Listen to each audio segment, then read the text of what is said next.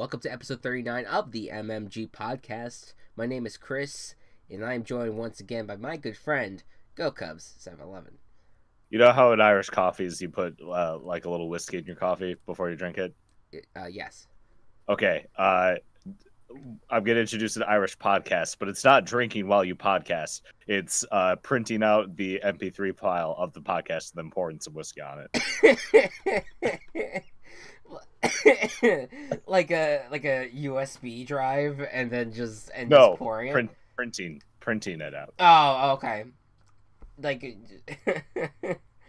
just like on a piece of paper? Like what you Yeah, okay. Yeah. Just pouring it down there. All right. You know what? I think it has potential. I think it does. That's something that I think people would watch. I tried to improvise intro this time and no. Stop, it's alright. Welcome everyone. That's what I ended up with. It's all good.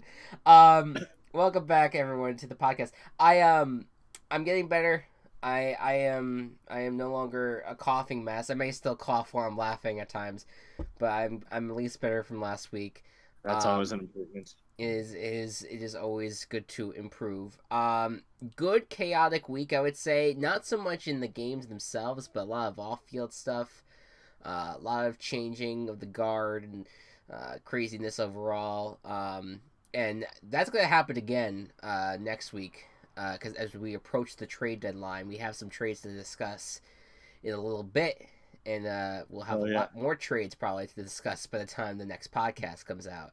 I am fucking pumped. It is exciting times ahead. A lot of very interesting moves that could be made as we approach the first week of November, really, because this is gonna be the last October football that we'll have. Monday's the last October football until. You know what this means? What's that? The next podcast is going up on Halloween. Spooky podcast. Ooh, that's right. We should if we plan accordingly, we should totally get in our costumes.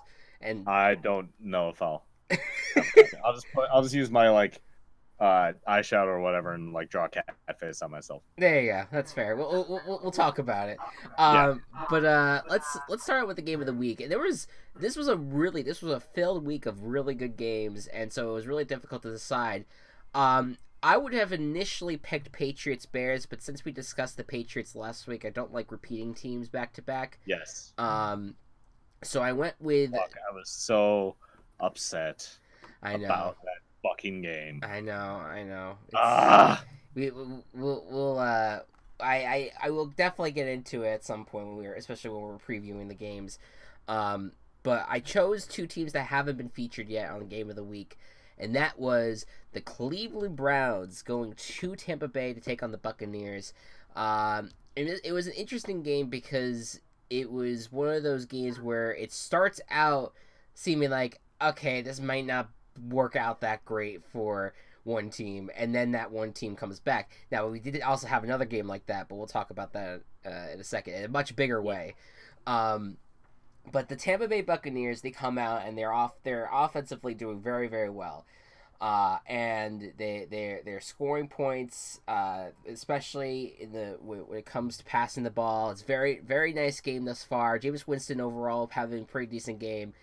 But then the fourth quarter happens, and the Cleveland Browns decide, nuh-uh, we're not going down without a fight, because every single Browns game has to be dramatic, I think is what the tone of the season, except for the Chargers game. That's the lone exception.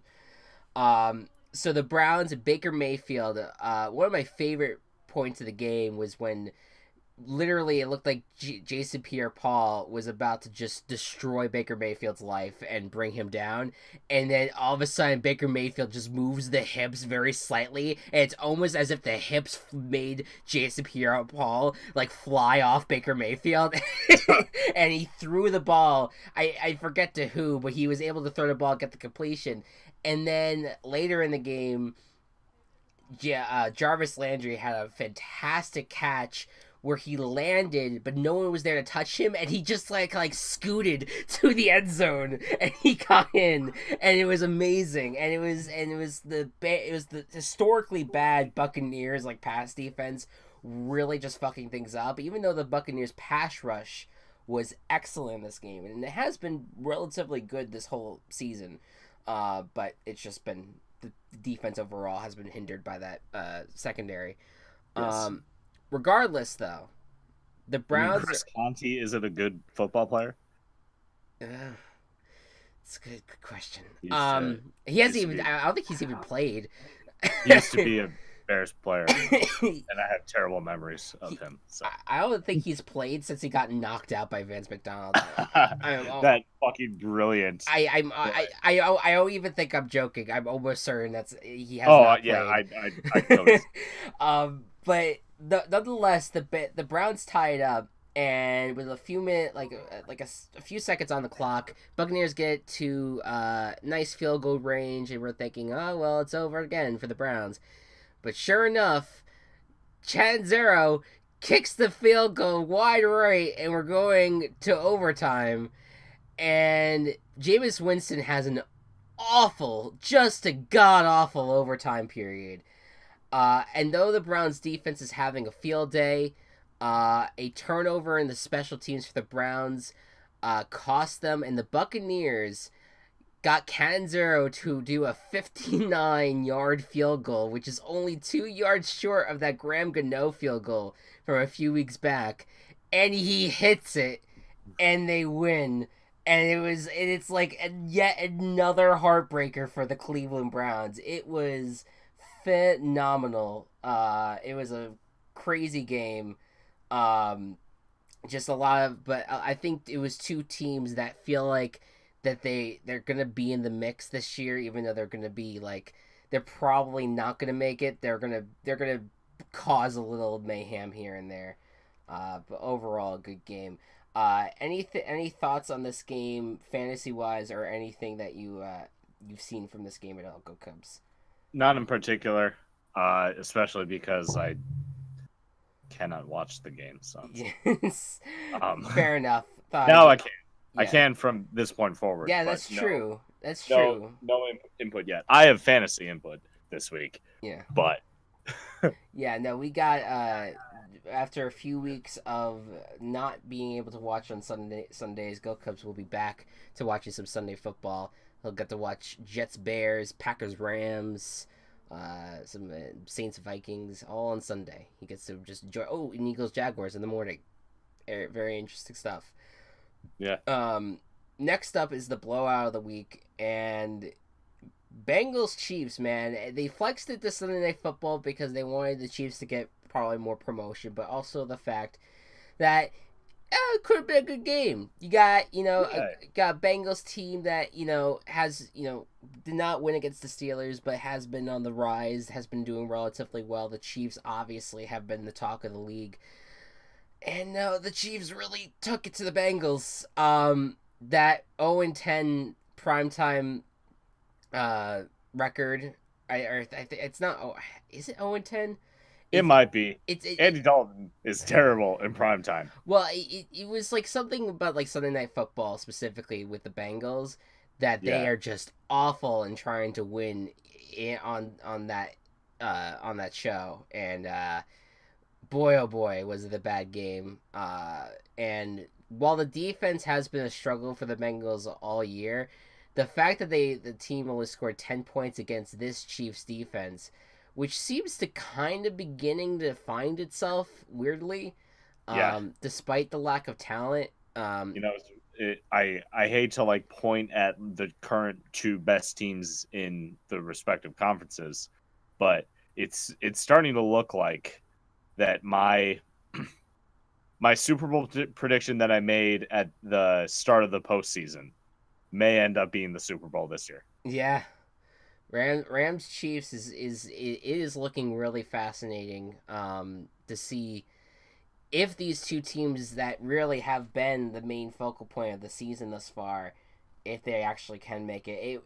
Yeah. You know, like that would go against a lot of my chaos standards to have the teams that we talk about very early on to be in the Super Bowl. But I'm at a point where I just don't want the fucking Patriots again. So let me take Rams Chiefs, please. Yeah, That'd be literally nice. anyone except the Patriots Yeah. and Steelers. And I guess the Eagles. I mean, I like the Eagles, but like, Yeah, I don't. Yeah, but I'm like at the same time, I'm like they won last year. I think it's fair to not want them again. yeah. Um, Unless you're an Eagles fan. right, and that could be said And for if, any of these fan bases. yeah. But no, yeah. So the Chiefs, they're looking good. I'll be honest, like the Bengals, I don't look that down upon them. After this game, like I think that they are just running into a buzzsaw right now with the Chiefs, and I think primetime is just a jinx for them. If they have another bad performance this weekend, I'd begin to really, really be concerned. But Yes. this was, I think, it might be an anomaly for the Bengals, not so much the Chiefs. The Chiefs have shown that they're just a very, very dominant team, and they were a bit angry about losing to the Patriots. I think just a bit. Understandable. Next up, Team Chaos of the Week, and it goes to the Detroit Lions, who get their third win of the season against the Dolphins. Once again, the Dolphins are exposed as frauds. I don't know why I have such a vendetta against the Dolphins this year. I just do. I don't know. There's just something in me about this Dolphins team that I'm like I don't see what everyone else sees. But the Lions. No, they suck. Yeah, They're the worst 4-3 team. Yeah, it's they just haven't really impressed me. The one thing that really does impress me about the Dolphins, and we'll talk about this with the Thursday Night Football game too, their run game is very good, and I will not take away from them. Kenyon Drake is having a really great season. Frank Gore has definitely been a huge factor, but you know whose running game is great? Detroit Lions. I mean, Yes. Kerryon Johnson, man. Finally, it seems like he is awakened in the NFL, and he rushed for like almost 200 fucking yards. He was up there in terms of his rushing total. He had such an insane day, and the Lions defense is still like it's not there yet for me, but I feel like this team is really starting to find itself. And now the NFC North is starting to look like what we kind of expected it to be, which I think is going to be a deep, really difficult race overall for all four teams. I think they're all going to be tough outs, and I think it's going to be fun to watch them compete every single time, especially when they have to compete against each other. Yeah, I do think the Lions are back in the mix.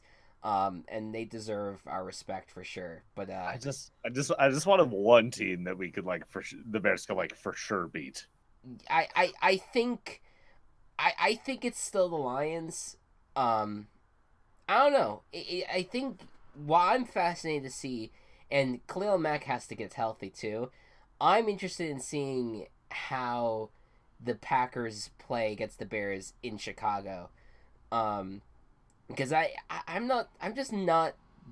I think if I had to look at the talent overall on all four of these teams, I think the Packers lack the talent. To be honest, they do. They literally do. Yeah. Except for Aaron Rodgers. Aaron Rodgers' talent is just so high that it makes them a contender. Right. Yeah. Like you can't count out the team when they have him at quarterback. So it's like I can't really. That's why I feel like it's going to be just such a tough race for all of them. And I'm not going to necessarily look down upon any of these teams at their last place, because I just think it's going to be a very, very tough division overall. It's going to be a very tight race. And right now the Vikings are in front of it all. And they just got back Everson Griffin. That Vikings might be the favorite right now, but we'll see. We'll see how that goes. It's still a good amount of season left. Let's start with most surprising team. And I'll go first because I want to end with my disappointing team. I'll do the New Orleans Saints, and it's just the fact that they've proven to me that they're the second best team in the NFC, probably the third best team in the NFL right now. They're a really good team, and their offense has proven it. That they were able to carve up a Ravens defense that is very, very good, methodically too. And there's still some concerns about turnovers, and their secondary is not that great. and their pass rush needs to get better overall. This team is playing at a level that it's hard to stop them, and there's a reason why they only have one loss on the season. So, and that one loss was in week 1. So they're on a streak right now. So I think they're the most surprising team. I did not think that they could beat the Baltimore Ravens. They do, and now Drew Brees has 32 teams that he has beaten in the league. Yeah, that's another interesting thing that he had not beaten the Ravens at all until yesterday. Yeah, and he has beaten the Saints. The other day. He has beaten the Saints. Oh, yes? Yes. As a Charger? As a Charger.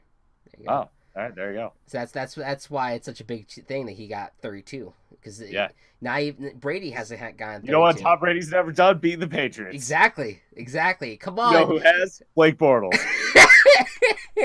You know what? Bill Belichick, you should just, for Tom Brady's legacy, trade Tom Brady so that way he could come and beat you. Never mind. What do you got for most surprising for you? Most surprising team, I'm going with the Carolina Panthers. Go ahead, break it down for me. Yeah, so again, wasn't able to watch the game, but being down 17 points in the third quarter. And shut out, by the way. 17-0. Yes. 17-0 shutout, which is a very hard thing to come back for. They still did it against the defending Super Bowl champions, who had been looking up a little bit recently. So that is just a very impressive thing to do. So good on you, Carolina. Keep it up. Hopefully you can get that wild card spot behind the Saints. We'll see what happens. Yeah, going forward. It was a great performance. I don't think differently about either of these teams, really, Panthers or Eagles.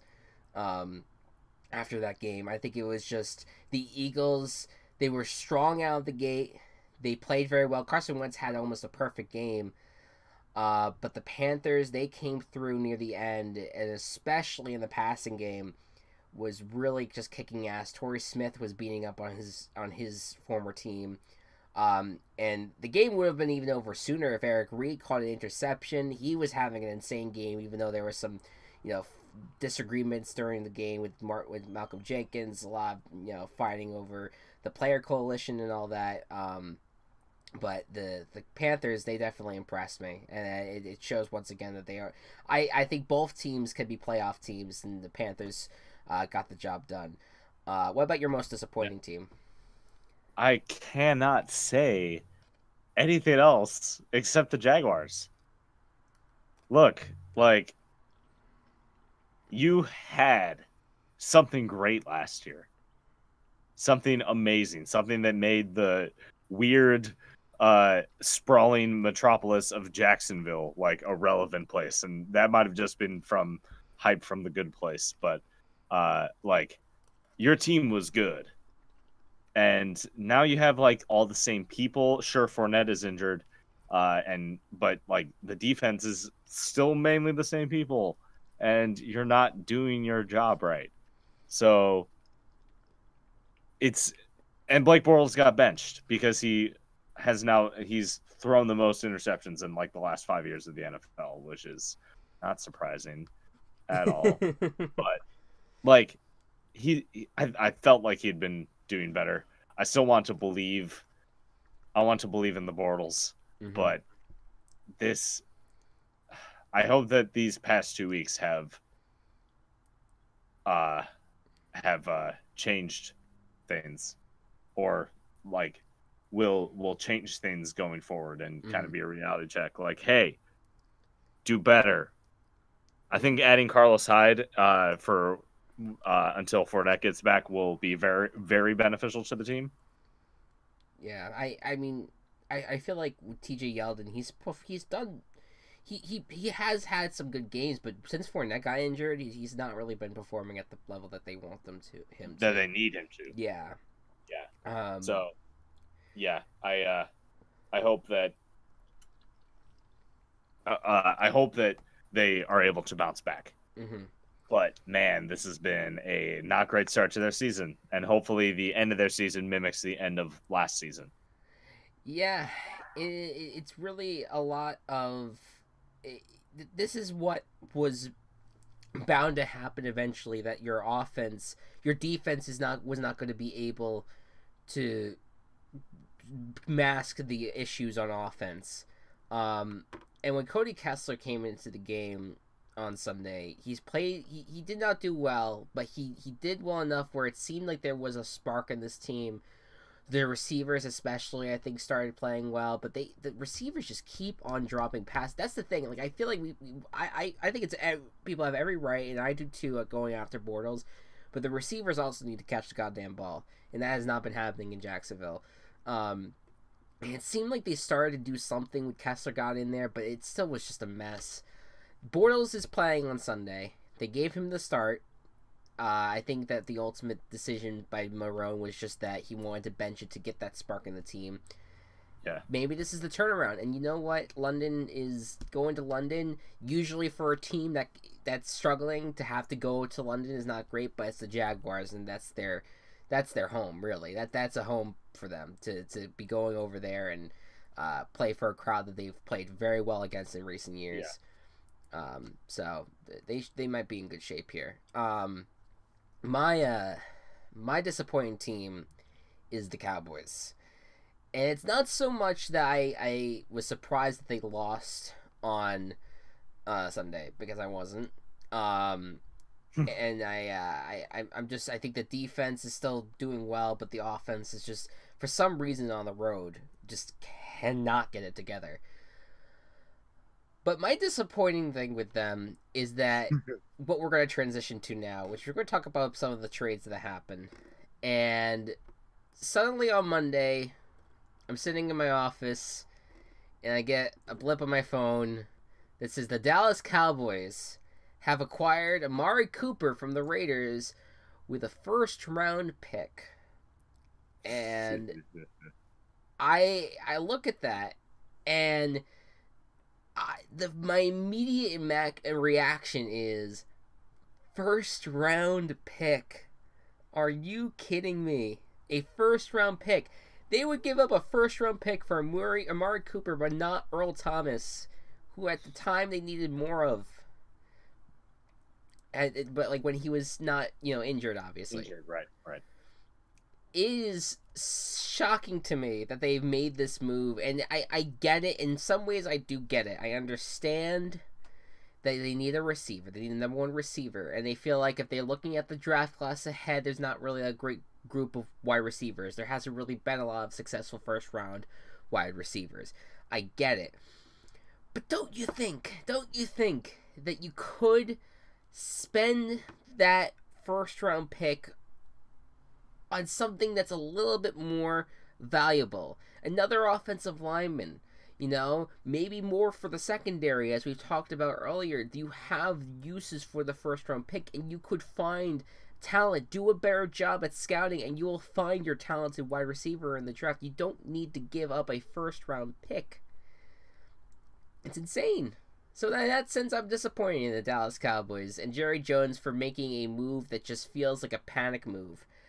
Amari Cooper he had 2 really great years, and he may return to that form. I'm not saying that can't happen, but to give up a first-round pick for him is putting a lot of stock in a guy that hasn't proven it in the last 2 years. So I'm going to do my fantasy segment right now. Sure, go ahead. Talk about this. Yeah. If you own Amari Cooper, find someone who is excited about this hype and fucking trade him. Pawn him off. Get something good. Well, you know what? I'll defer on this, because why wouldn't they target Amari Cooper more, though? Well, okay, so he's still not, like, he was their number one. Obviously, like, Jordy had some, like, probably impact on that this year. But even in the past couple of years, fantasy wise, Cooper has like 2 baller monster weeks out of the year. and then like it's 3 points, 7 points. Like the rest of the season. Right. And I don't see that changing with an arguably worse quarterback. He was like getting targets last year. Yeah. And was getting targets this year. Or whether or not he was or not, I don't know. He is dropping a ton of passes. It's ridiculous. Yeah. So find someone who is excited about it, trade him, because he is not going to be worth it to you. And on the Raiders side of this trade, so I think we could just transition completely to the trade segment. The Raiders side of this trade, we hit the Raiders hard for the Khalil Mack trade, and I think that was completely valid. I still think giving up on a generationally great pass rusher who has not dropped off at all, only because you refused to give him a nice contract. I mean, it to me was a ridiculous move, and the Bears got a lot of value out of it. He's been their best defensive player, and the fact that he's been injured has kind of hurt them in the last 2 weeks. The Bears specifically. So he has been such a game changer for the Bears, and I think that has kind of helped prove and why the Bears made that move. And it's been very, very good for them, and it's been really bad for the Raiders. They always complain about pass rush. It's actually hilarious. Yeah. But the Raiders took a player that was not committed to this team anymore. Did not seem like he had it in him. There was rumors that he did not care about football, which I don't really read too much into because I feel like people misjudge that all the time. Regardless, though, he has not played well for them. And it's been the past 2 seasons, and a lot of people were really kind of stunned last year with how much he dropped off from 2016. And it's happened again during this season. And say what you want about Derek Carr, I don't think that he is that bad of a quarterback. I think that he has his moments where he's not that great. But he has been hitting Amari Cooper, and Amari Cooper is not completing the pass. I just don't know if that's going to do anything for Dallas. But the fact that the Rays were able to get rid of him and get a first-round pick back, which is what they spent on him in 2015 when they drafted him, that's incredible. You used that guy for 2 seasons in one miraculous season where you guys made it to the playoffs.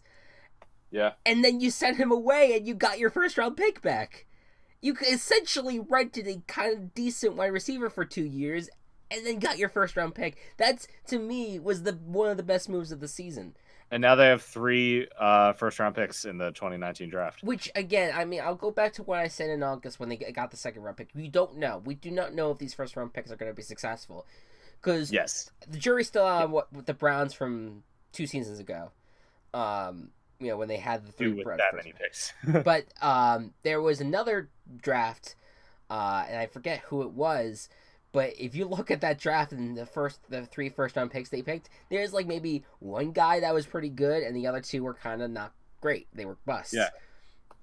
So the jury is going to be out on this Raiders roster and seeing who they actually drafted in 2019 and how it ends up looking out.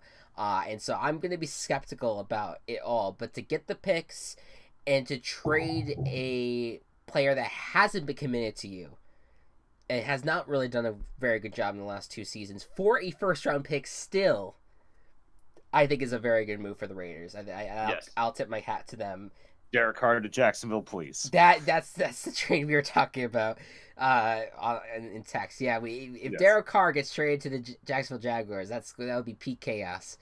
Or just I think generally, if Derek Carr gets traded away from the Raiders, it will just be mayhem. I would not believe that. That would be insane. But of course, they've surprised us multiple times. The other Jacksonville trade we talked about already a little bit, but Carlos Hyde was traded from the Browns, and that, looking at the Jacksonville side, it's going to help them. For the Browns, there was some skepticism about the move because I think that they do have a guy, Nick Chubb, that is starting to play better. He's starting to get into it, but they really benefited from Carlos Hyde and his ability to kind of like break the tackle like he usually does, or at least he has done for them. Nick Chubb is still trying to get there, so it's a questionable move for the Browns, but I would like to wait a year and really before I can really judge it. Um, Yeah. but this might be a move that works out for both sides. But I think right now the Jaguars look like they've won that trade, and it's going to be important for them to have him as a running back 2, or even right now as a running back 1 as Leonard Fournette, gets better. And last but not least, the Giants traded Eli Apple. Oh. um, this was coming for a while for the Giants. They have not been happy with Eli Apple. A lot of lot of locker room problems with him. They felt like he has not really grown up, that makes me feel bad because you don't know what his situation is. But he gets traded to the Saints, and now the Saints are just like Buckeyes South because they have a lot of Buckeyes on that team, Ohio State guys, but they are the secondary specifically. Von Bell, Marcus Davenport, or not Davenport, Jesus Christ, Lattimore.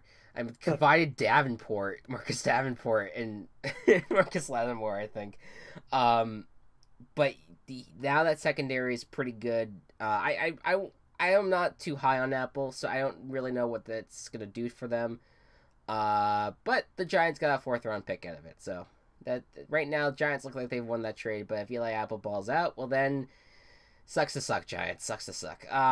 Anyways, I think that covers it. What, real quick, and this is, outside of Derek Carr to the Jaguars, is there another trade that you'd like to see happen, Go Cubs? Let's see. I can't think of one that would, like, off the top of my head, that would be, like, immediately beneficial to, like, a team. Like, a player who could get traded and go to another team who would be, like, super beneficial. Lev Bell is not signing before the trade deadline because he is a mastermind. I don't know what he's doing. He was supposed to return this week, and he is not. No. He was just getting their hopes up. And, I wouldn't doubt if he just didn't show up at all this year. Yeah, but he would not be eligible for free agency. That's true. So he's going to show up like week 10. Yeah, he has to show up at some point. So, yeah, I look at I'm one of the guys I keep on hearing, and I'm intrigued by is Teddy Bridgewater. All right. And I know he was already traded to the Saints, and they see him as like a quarterback of the future. But what if the Giants send one of their picks to New Orleans, get Teddy Bridgewater, and bring him up? Because Pat Shurmur knows Teddy Bridgewater. Right. And they have experience. Why not get him to fill a role that maybe that he could be a guy that is either a transition quarterback to a rookie quarterback that they get, or they use him for the future, and he actually is a good starter for them going forward because he's still a young guy and he still has maybe a good future ahead of him. Right. I don't know, just something to consider. And Le'Veon Bell, yes. Patrick Peterson, I would love to see him get traded to the Eagles. That'd be fun. Yeah. Larry Fitzgerald, it would be hard to see him not in a Cardinals uniform, but I would be interested to see where he goes. There's a lot of players that come to mind, but we will see as the trade deadline approaches. All right, let us do our picks. Last week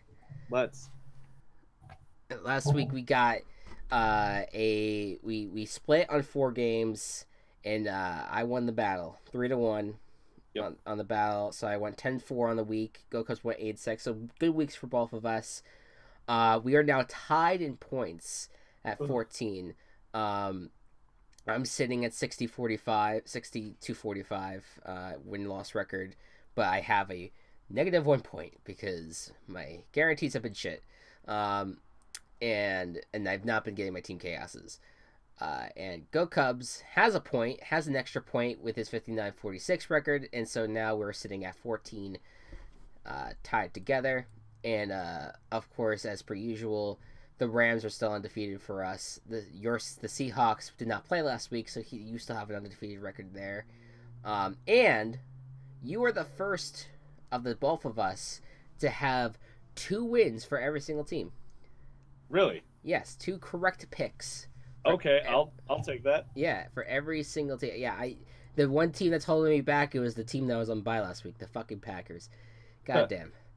All right. Well, regardless, it is time for our picks for this week, and we're going to start with Thursday Night Football as Brock Osweiler looks to get revenge as he faces the Texans for the first time since his bajillion-dollar contract ran out with it, or didn't really run out. The Browns took the fucking dead money. And so the Texans now take on their former quarterback with their star quarterback, Deshaun Watson. They're on the rise. 4 wins in a row. Will it be a 5th one, Go Cubs? I don't see why not. So you say Texans? Yeah. Yeah. I'm going Texans. Point, not much else to say. Yeah, I'm going Texans as well. I think it will probably be a close game, but I like the Texans in this one. Next up, London game. Our last London game of the year. Eagles at Jaguars. Both of these teams are looking to get back on the winning side of things. And especially the Jaguars are extremely desperate. And Rich Eisen and his crew of morning crew people are going to be calling this game for the first time, I think, in NFL. That's fun. In the NFL stuff. Yeah, so it'll be interesting. What do you think's going to happen in this one? I look back to last year. The Jaguars game in London being the true essence of what I believe this team to be in its routing of the Ravens. Does lightning strike twice over the course of a year? This is a terrible analogy. You're getting somewhere. I'm getting somewhere. And I think that the Jaguars just play really good in London for some reason. Mm-hmm. So let's hope that the Jaguars can pull this through. Mm-hmm. There's a lot of tough games this week to pick, and this was one of them for me. Eagles have never been to London before. The Jaguars have, and they have been so good there. And I feel like the Eagles are the better team in this matchup, but there's just something about London, man, that brings the best out of this Jacksonville Jaguars team. The people there love this team, and Blake Bortles has shown that he can play his best football in London. Carlos Hyde is going to get his opportunity to maybe shine for this team. He's played well this year for the Browns and now gets the chance to do it for the Jaguars. I'm feeling the Jaguars. I'll go with them. Oh, yeah. Next up, the Ravens will be heading to Carolina to take on the Panthers, the Steve Smith Sr. game, even though he's no longer playing. What do you got in this one, Go Cubs?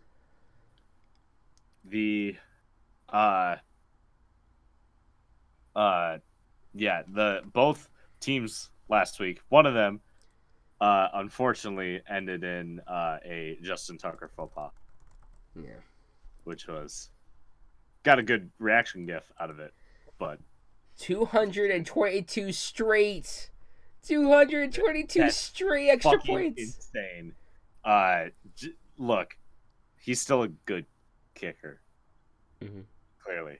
But that was just a very unfortunate time to break that streak. Mm-hmm. Meanwhile, the Panthers just came back from a franchise record deficit against the Super Bowl champions. I don't know. I think this one's going to be close, and it's one that I wish that I could watch if I wasn't watching the Bears game at this time. Mm. I'm going to go with the hometown team and pick the Panthers in this one, but either way. I could see the Ravens pulling this out too. Like I think both teams are capable of winning. It's a tough game. It's a very tough game to pick. I think that both of these teams are regardless of what happened to the Ravens last week, they lost to a very good team, and I still have faith in them as a franchise. But the Panthers, they're on the rise. They got the momentum on their side. If I had to pick anyone though right now, it's gonna be the team that played the Saints so close, and despite the Ravens getting kind of torn apart by the Saints, they still held the Saints under 30 points. So I'm gonna go Ravens in this one. So I will defer. Next up, the Bears will be hosting the Jets. The AFC East run continues for the Chicago Bears. Will they get a win finally against this division? I need a pick-me-up. And the Bears need to pick me up. And it's going to come against the Jets. I just know it. Mm-hmm. Let's go Bears. Yeah. I'm going Bears too. And here's the thing. Like, they're 3-3 at the moment. They almost beat the Patriots. I would like to... I'd like to put that out there. They almost beat the Patriots in that... Oh, man, that Hail Mary, man. Did you see it? Did you get clips of it? Oh, yeah. Okay, yeah. Good. Unfortunately. I saw it. But Kevin White, man, of all people, was the guy that did it, or that almost did it for this team. And you know, I feel like Trubisky is starting to find himself in like the Bortles situation where he has not quite found himself in the throwing game, but he's found himself big time in the running game, and he had this amazing run, this amazing rushing touchdown that was like on the records it's gonna be like 8 yards, but he ran for like 71 around circles before getting in the end zone. It was beautiful. And they got the Jets this week. They got the Bills next week. I think this team could go 5-3, and then they have a tough stretch with the Lions, Vikings, and then the Lions again. But I really think that this team is still in the mix, deserves the credit that it gets. And I think Khalil Mack is going to be healthier this week to play in this game. I'm going Bears. I have faith. Yeah. Bear down. Next up, the Tampa Bay Buccaneers, coming off of that wild win that we were talking about earlier, going up against the Bengals, the really sad loss that they that we were talking about earlier. In an interconference battle. Very interesting to see how this turns out. What do you think about this one? Go Cubs. I think this these are two teams who are two of the teams this season that have been known for really good offense, fits magic, and really not great defense. Mm-hmm. However, the Buccaneers both. Cole, I got to take care of a couple of bees. This is ridiculous. Wait, what? The bees. I'm gonna try to keep like the bee, like you have bees in your room? Yeah. Oh no. All right, we'll talk about this. We'll talk about it later. Are you talking about the bees on the Bengals and the Buccaneers? The bees? No, the actual bees that are flying, that have made my life a hell for 3 weeks. The Bengals bees. The B logo. But the Bengals, it may just be the primetime thing. I don't know. I still think that they have a better offense overall than the Buccaneers do. So I'm going to pick the Bengals with this one, and I'm going to make this my guarantee. Nice. I have faith in the Buccaneers. I like the Bengals in this one too, because I have more faith in this team than I do in the Buccaneers. The Buccaneers played a good game until overtime. Then they were really bad, and so I feel like if that's going to be a continue into this week, it's not going to be a good formula for them. And by the way, Dirk Cutter, he's on my radar. Fucking throws a challenge flag with 2 minutes left in overtime, and you can't throw a challenge flag in under 2 minutes. He goes right to the booth. Coaches are supposed to know this shit. You know this, and he's been in the league for 3 fucking years as a head coach. Give me a break. Yeah. Cutter, get out of here. Bengals. Anyways, I got him. Yeah. Oh, you got the bees? Good. All yep. right. The Lions are hosting the Seattle Seahawks. And it's going to be a interesting game as both of these teams have been they've been all right this season, have played in some good games overall. Really middling. Yeah, middle of the line. But this is a big game, and this will prove whether or not I think either of these teams are for real. What do you got for this one? Yeah, this was another one that was really hard for me to pick just because both of the teams are middle of the road, and it could go, fuck. It's another one. Oh, no. Both the teams are middle of the road, could go either way. I'm going to go Lions with this one just because I think they're on the up more so than the Seahawks are. Yeah, the Seahawks are coming off a bye, which is usually they say the byes are the ones that should help you win. That sounds like a dead bee. Yep. Cool. The Lions. I'm with you on this one. I got the Lions because I think that the momentum is going to be on their side, and that they played very well. And I think Kerryon Johnson is going to play a great game at home. I really starting to like him as a player. We had a lot of hype now, but now he's proving it. So that's good. Next up, the Denver Broncos.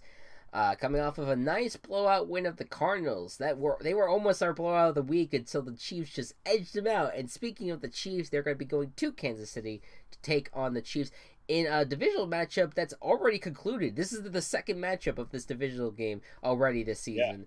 Yeah. So how about that? What you got? I don't think much has changed between these two teams. It's hard to pick against the Chiefs this year. Yeah. So yeah, I'm with you. Enough said. Yeah. I'm going Chiefs as well. Yeah, and I'm very curious to see if it gets as bad as it did for the Bengals on Sunday, if there's some changes coming for the Broncos, because that, even though it was a very nice win against the Cardinals on Thursday, it's not going to be enough if you can't beat this team right now. I mean, the Chiefs are hard to beat, but come on, the Broncos need to really prove to me that they're not going to be changing some things in the very near future. Yep. Next up, the Washington Redskins are going to be going to New York to take on the Giants. Giants are sitting at 1-6. Oh, Redskins are sitting on top of the division. Will the Giants shock? No, I think the Redskins are going to start to find themselves, or they have started to find themselves. They're on the positive side of the Alex Smith disease, and I think they're going to take this one. Yeah, I'm a little low on Alex Smith this year overall as a player, but I do think that Adrian Peterson has been very good for the team. Yeah, and he's been a big contributor on the offensive side, and they won that game with really not great receivers because a lot of the receivers have been injured, so. Good for them. I gotta go with Redskins in this one. I have zero faith in the Giants at this point, and if you still do, I think there's something clinically wrong. Yeah, you should go see someone. Yeah, this is not going to be good for the Giants. Next up, the Cleveland Browns. Man, they get so close. They're so close to getting a winning record, and then they fall apart. They're 2-4-1 right now.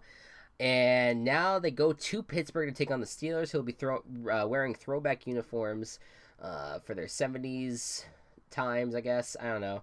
But the Steelers, they were hoping that Le'Veon Bell would be back. We don't know if that's happening or not. He is still yet to report. And the Browns, and both of these teams are looking to get the first win in the series after these two teams tied in Week 1. What do you got? It would be laughable if Le'Veon Bell reported this week. After all this, because the dude I don't know how much he's been training, if he hasn't been gelling with the team for 6 games. Yeah. Look, even if he does come back, he's not going to be good or will injure himself. That's my prediction. If Le'Veon Bell for some reason suits up this week, sorry for the telephone. It's all good. If he suits up this week, he's not going to play good, or he's going to get injured. Right. So, I think that I think that because of that, the Browns may have a little bit of edge on them. They play close. Mm-hmm. Hence the tie that they have against this very team. But I think that they will be able to surprise Mm. Team Chaos. Why am I doing this to myself? It's so funny to me because after the whole year where you're shitting on the Browns and Because they deserved it last year. they deserved it last year. No, I'm No, not saying that. I'm not. they don't this year. But So but you vehemently hate Cleveland, but you've been picking I them this do. year. I Yeah. respect that, and I respect the hell out of it. Guess what, Chris? Yeah, I hate the Steelers more yeah, that's fair because too. they're supposed to be good. They're supposed to be good, and they have time and time again proven not. Um, it's only fitting that the week after we agree on guarantees, that we agree on Team Chaos. I'm with you, Browns. Let's go. All right. Team Chaos together. And it's only because I feel like the Browns have been playing close, and I really need the Steelers to continue to prove that they're good, and I'm not there yet. No. Let's go Brownies in this one. Next up, the Indianapolis Colts are going to be going up against the Oakland Raiders. Andrew Luck starting to get hot for this year. T1 Hilton getting healthy, and the Raiders just traded away Amari Cooper. What do you got in this one? Shit, dude. Why does Indianapolis look favorable? I don't understand. Probably just because the Raiders are really bad. Yeah. And John Gruden keeps trading everyone away. Yeah. Yeah. So you go Colts. Nay. What? That wasn't meant to be a no. I was imitating a horse. That just sounded. I was realized just like, after wait. the fact how that could have been misconstrued. So yes, I am going Colts. Okay, good. That was funny. I am going with the Colts, and in a way, I feel bad for doing this, but I don't. I'm guaranteeing it. The Colts, and it's only because the reason I feel like this is a risk is because the Colts still have a losing record, and I just don't know if they're gonna. It's in Raiders. It's in the Raiders dome, and I just feel like weird shits can happen on any Sunday. But I have faith in this Colts team that they're going to get the job done. I think the offense is starting to click. Their defense has been good. Sincerely, I don't think they're out of the AFC South race. I don't. Honestly, because think about it. If you how have the rest of the division is playing, if you have those three teams that are not like they're getting there, but they're not really getting away from the Colts. If the Colts go on a run, you never know. Yeah. So I'm going with Indianapolis in this one.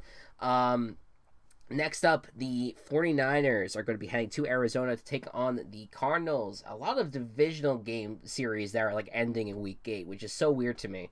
But yes, this is the 49ers beat the Cardinals, the Cardinals beat the 49ers in the first matchup. What do you think is going to happen in this one?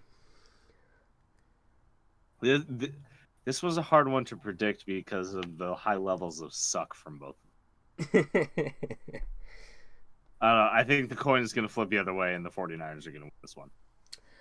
I'm going to defer. I'm going to go Cardinals, and I'm going to go on my standard of how whenever a coordinator gets fired, that the team that ends up winning the next week. And is that like an actual thing that has been happening? It happens often, or at the very least, the team really performs well, at least. And the Buccaneers, their defense played relatively well last week against the Browns. And the Cardinals, they like their offensive coordinator a lot, who they stepped up and got. And Brian Leftwich is his name. They feel like he's going to be a offensive coordinator, a potential future head coach. So I believe in what they say, and I'll go with the Cardinals in this one.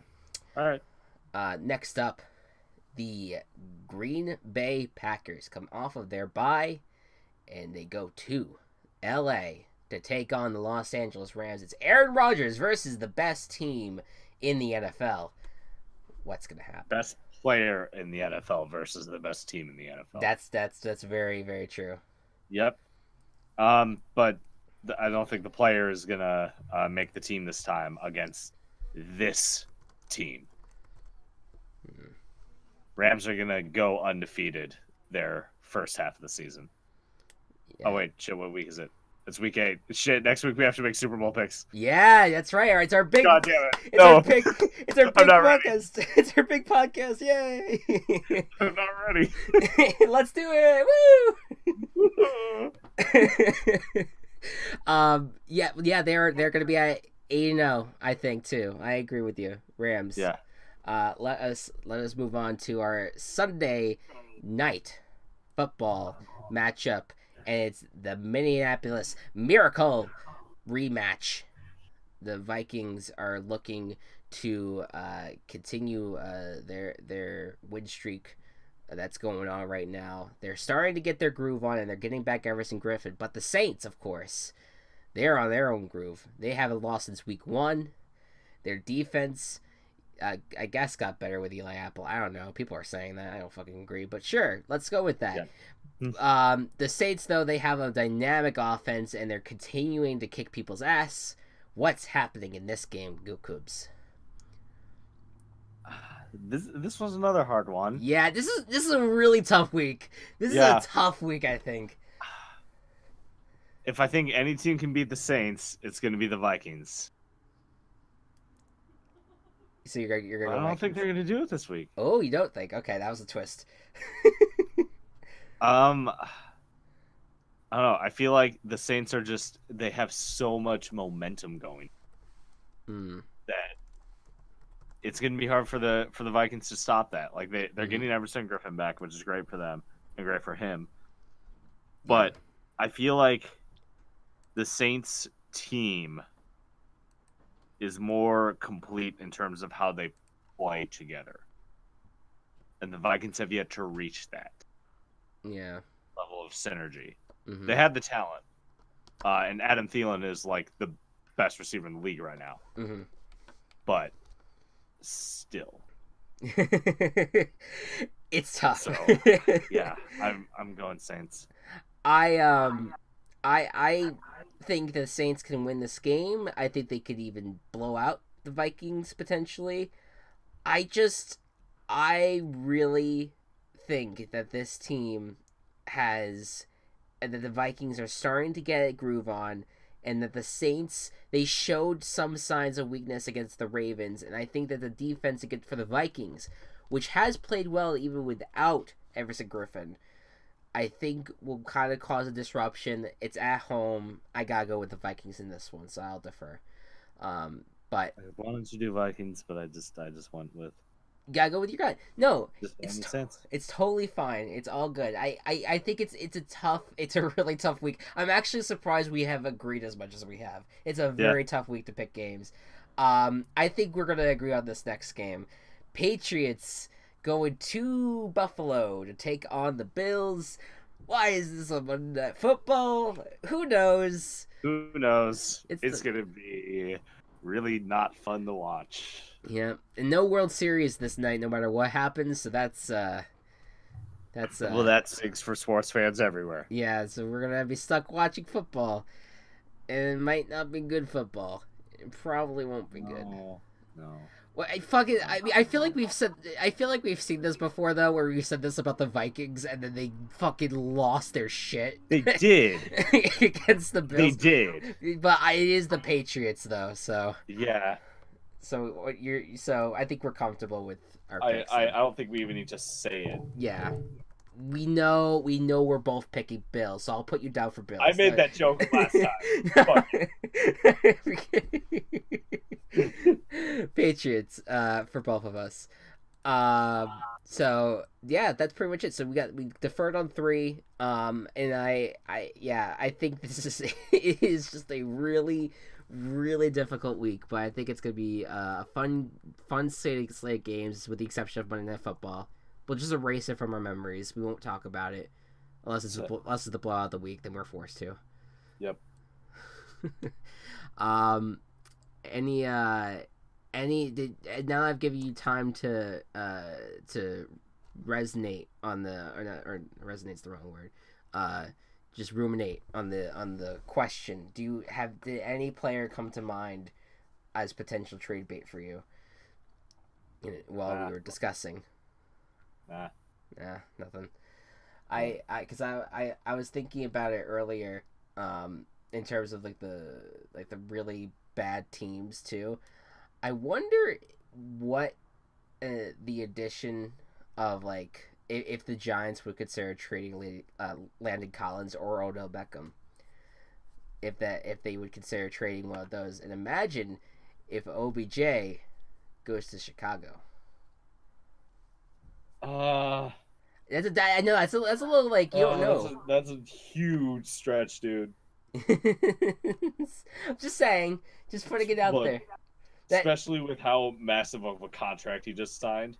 That too, yes. That the Bears cannot match with Yeah. the contract they have with Mac. Yeah, that's true. Odell Beckham has a huge fucking contract that the Giants are probably going to be stuck with for now. Landon Collins, I'm not. I don't know if Landon Collins has actually signed a big contract yet. He might be tradable. I don't know where he would end up, but a team in need of a safety, like maybe, well, not the Cowboys. They won't trade in division. Yeah. But they'll send them somewhere. I wonder. Do you think the Falcons would trade anyone? I don't. Maybe if Freeman was healthy, I could see them trading Tevin Coleman. I feel like they could. I feel like they could trade Freeman. Well, even if Freeman was healthy, does Coleman like? Yeah, maybe they trade Freeman. I feel like they trade Freeman because I feel like Tevin Coleman has done well for them, and Ito Smith has kind of filling in. I don't know. I feel like that's interesting because I just think about the teams that are currently like just sitting at the bottom of the league right now. Mm-hmm. The Bills have no valuable players to trade. No. You know, like you don't. There's no players. As much as Benjamin thinks he's valuable. Yeah. I mean, that was mean. I'm sorry. No, I mean it's. I mean, I think the secondary maybe like Micah Hyde, Tre'Davious White, like all those guys are pretty good. They may want to trade for them. I don't know if Browns are gonna look to trade any more players out of their group because they have a good young core.